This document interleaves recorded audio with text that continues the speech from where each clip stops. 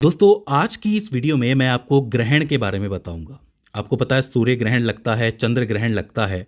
तो मैं आपको बताऊंगा कि ग्रहण लगता कैसे है, किस स्थिति में आके लगता है, कौन से लोग उसे देख सकते हैं और कौन से नहीं देख सकते। देखिए, सबसे पहले तो ये समझ लीजिए कि ग्रहण जो होता है उसे अंग्रेजी में एक्लिप्स कहते हैं। जब सूर्य पे ग्रहण लगता है तो उसे सोलर एक्लिप्स कहा जाता है, और जब चंद्र पे ग्रहण लगता है तो उसे ल्यूनर एक्लिप्स कहा जाता है। तो अब सवाल उठता है कि ग्रहण क्या होता है।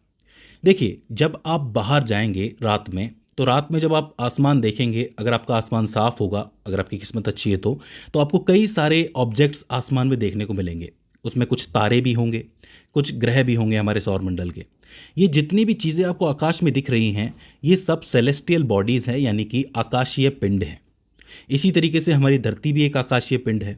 जाहिर है कि अगर आप मंगल ग्रह पर जाके खड़े हो जाएंगे तो वहाँ से आप धरती को देखोगे तो वो भी आकाश में ही नजर आएगी, तो उसे आकाशीय पिंड ही कहा जाए। तो अंतरिक्ष में जब एक आकाशीय पिंड दूसरे आकाशीय पिंड के सामने आ जाता है और उसके प्रकाश को अवरुद्ध कर देता है, मतलब उसके प्रकाश को रोक देता है जाने से, तो ऐसे में हम कहते हैं कि इस पहले आकाशीय पिंड पर दूसरे आकाशीय पिंड ने ग्रहण लगा दिया, या फिर इस पर ग्रहण लग गया। ये अपना प्रकाश अब फैला नहीं सकता, तो इसे ही हम ग्रहण कहते हैं। लेकिन यहाँ पे एक बात ध्यान देने वाली है, वो ये है कि एक आकाशीय पिंड को दूसरे आकाशीय पिंड ने ढक दिया। ये बात हमें किसने बताई?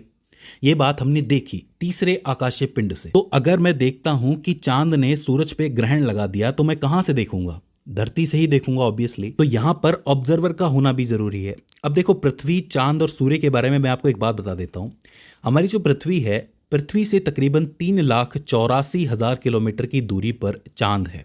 ये इसकी एवरेज डिस्टेंस है, यानी कि औसत दूरी है। ये बदलती भी रहती है, थोड़ा पास भी आ जाता है चांद, थोड़ा दूर भी चला जाता है। आपने कभी देखा होगा कि चांद कुछ ज़्यादा बड़ा नज़र आता है, तो ज़्यादा बड़ा इसलिए नज़र आया है कि वो थोड़ा पास आ गया है।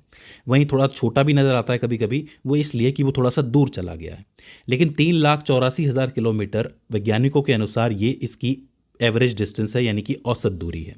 वहीं अगर आप बात करोगे सूर्य की, तो सूर्य जो है वो चांद से 400 गुना ज़्यादा बड़ा है और पृथ्वी से 400 गुना दूर भी है। अब देखिए, इस बात को ध्यान से समझिए कि एक बहुत बड़ी चीज़ है, 400 गुना ज़्यादा बड़ी है और वो 400 गुना दूर रखी हुई है।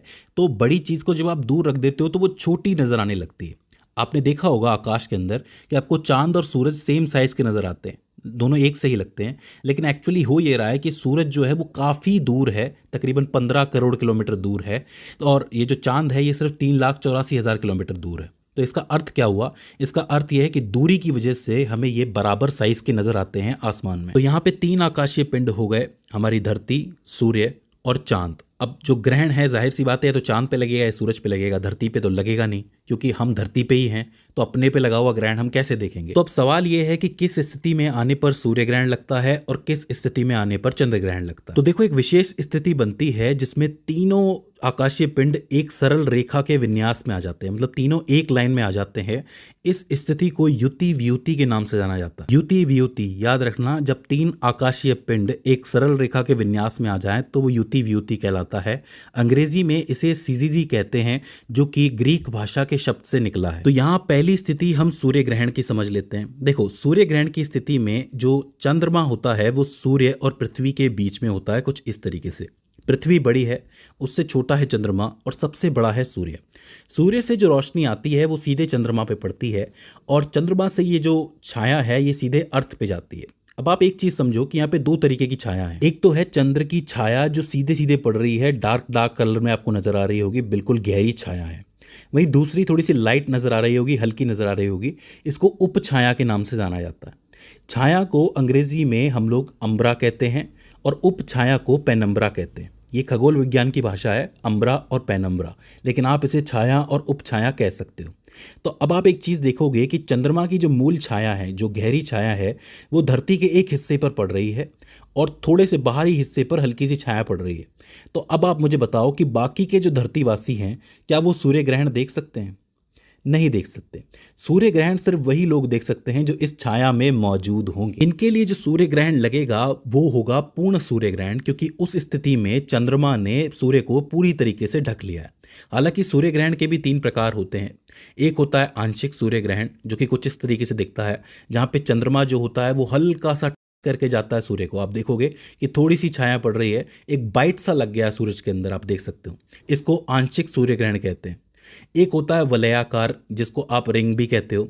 इसमें क्या होता है कि चंद्रमा थोड़ा ज़्यादा दूर होता है तो मुख्य मुख्य पार्ट को तो ढक लेगा चंद्रमा सूर्य के, लेकिन ये ऊपर ऊपर वाला रह जाता है, तो एक रिंग बन जाती है, एक अंगूठी टाइप बन जाती है, आप देख सकते हो। तो इसे वलयाकार सूर्य ग्रहण कहा जाता है। वहीं जो तीसरा वाला होता है वो पूर्ण सूर्य ग्रहण होता है। उसमें क्या होता है कि जो चांद है वो सूरज को पूरी तरह ढक लेता है, बिल्कुल पार्ट नहीं छूटता। ये देख सकते हो आप, पूरी तरह ढक लेगा तो पूरी छाया बनेगी और यहाँ पे आपको एक पूरा काला स्पॉट नजर आएगा। अब आप यहाँ पे एक सवाल पूछ सकते हो कि चंद्रमा तो हर महीने घूम के यहाँ आता है, तो हर महीने ग्रहण क्यों नहीं लगता? तो देखो, इसको ऐसे समझ सकते हो आप कि जो आपका चंद्रमा है उसकी कक्षा है, उसमें 5 डिग्री तक का झुकाव है, कुछ इस तरीके से झुकाव है। तो हर बार होता क्या है कि चंद्रमा हर बार पूरी तरीके से सूर्य को नहीं ढक सकता। कभी कभी ऐसी स्थिति बनती है कि सूर्य को चंद्रमा पूरी तरह ढक लेता है, तभी ग्रहण लगता है। मैं आपको बता दूं कि एक वर्ष में अधिकतम 7 बार ही ग्रहण लग सकता है। बाकी स्थितियों में हमें चांद नजर नहीं आता है, जैसे कि सूर्य यहाँ पर है, चंद्रमा यहाँ पर है, पृथ्वी यहाँ पर है। अब चूंकि चंद्रमा जो है वो सूर्य को ढक नहीं रहा है, तो ऐसे में हमें चंद्रमा नजर नहीं आएगा, क्योंकि पीछे सूरज की रोशनी बहुत तेज है, तो चंद्रमा एकदम काला हो जाएगा, दिखेगा ही नहीं। तो इस स्थिति को आप अमावस्या या फिर न्यू मून के नाम से जानते हो। आप कहते हो ना कि अमावस्या आ गई, चांद दिख ही नहीं रहा आज, वो इसलिए नहीं दिख रहा है क्योंकि वो सूर्य के साथ है और सूर्य की रोशनी की वजह से वो नजर नहीं आ रहा है। बाकी चांद तो अपनी जगह पे ही है। अब बात करते हैं दूसरी स्थिति की, जो कि है चंद्र ग्रहण। इसमें क्या होता है, इसमें जो पृथ्वी होती है वो सूर्य और चंद्र के बीच में आ जाती है। सूर्य की सारी रोशनी पृथ्वी पे पड़ती है, पृथ्वी की एक छाया बनती है और उपछाया बनती है।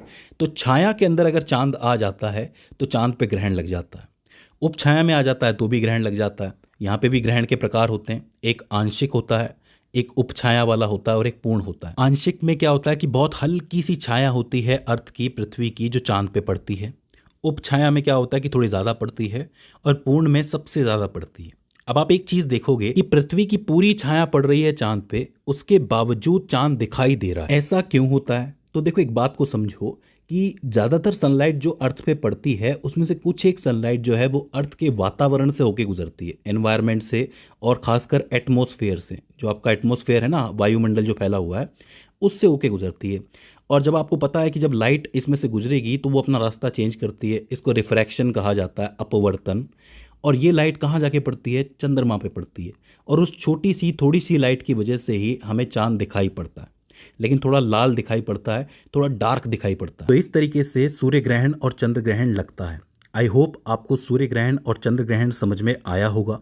अगर इसके बाद भी इसके अंदर आपको कोई क्वेरी आती है, कोई दिक्कत आती है, तो आप हमें कमेंट सेक्शन में बता सकते हैं। तो दोस्तों, आज की इस वीडियो के अंदर बस इतना ही। See you in the next one.